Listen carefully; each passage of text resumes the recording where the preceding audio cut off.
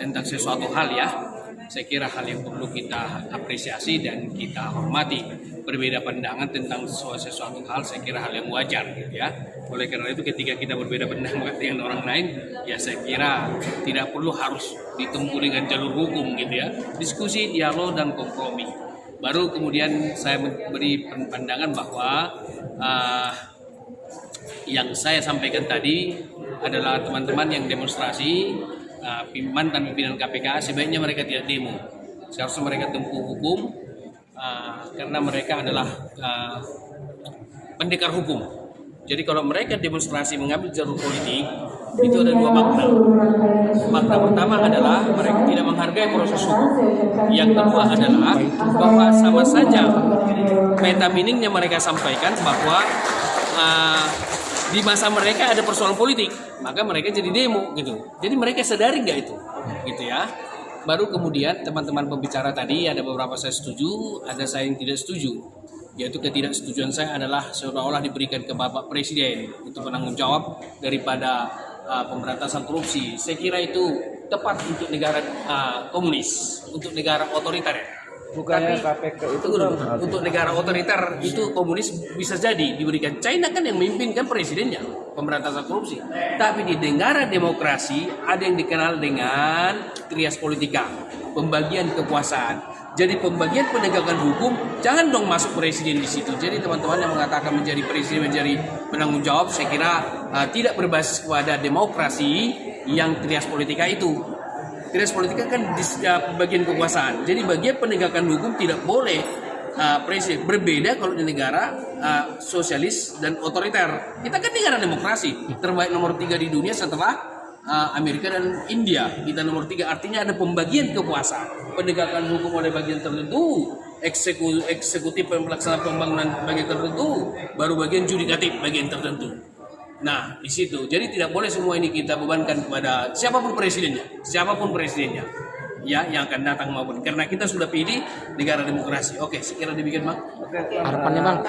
Harapan ke depan Bang. diskusi publik ini di masyarakat Indonesia, Bang. Iya, implementasinya. Saya pikir teruskan saja diskusi publik tentang apapun tema yang kita menyangkut tentang kebangsaan kita, tidak korupsi.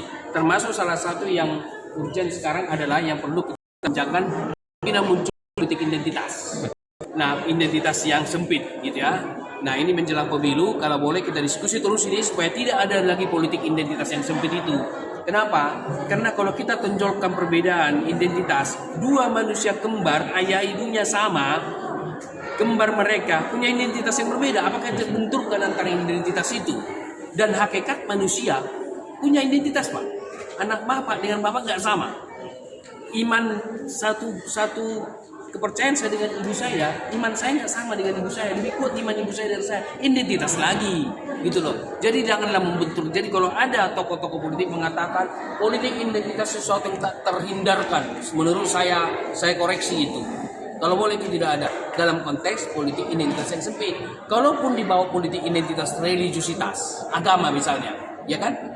Maafkanlah orang lain, kan gitu. Ya kan, doronglah musuh lebih maju atau lawan, kompetisi kita bukan musuh, lebih maju. Bukankah Nabi mengajarkan orang yang sudah bersalah dirangkul enggak? Itu kan? Nah, orang Nabi yang sudah difitnah dan lain-lain, dia tidak pernah dikatakan, saya dengar itu dari Sinta, pesantren di radio ada itu, bagus sekali. Artinya apa?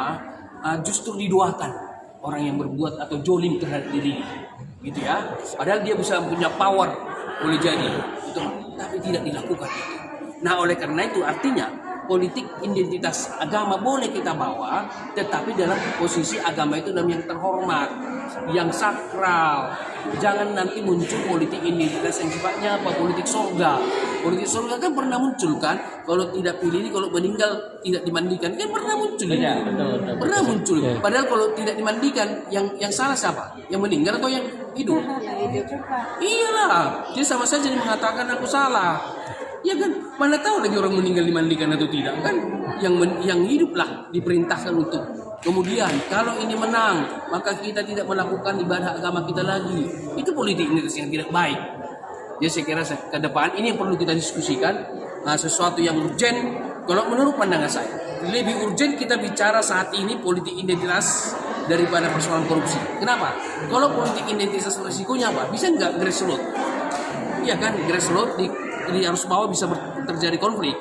Kalau korupsi walaupun kita tidak setuju, yang hilang hanya uang kan, tidak benturan kan, benturan persoalan nyawa loh. Hati-hati. Artinya maksudnya kita berantas korupsi ya, juga jangan sampai meninggalkan kita wacanakan tentang politik identitas yang sempit. Misalnya katakanlah kita punya suku tertentu, ada bahasa tertentu. Indah enggak? Saya orang dari Sumatera, indah enggak saya lihat ketika saya pergi ke Papua? Indah sekali dengan bahasa mereka. Coba lihat bahasa suatu suku tertentu menciptakan itu enggak mungkin 5 hari kan? Ratusan tahun, jangan ribuan tahun bahasa suku itu.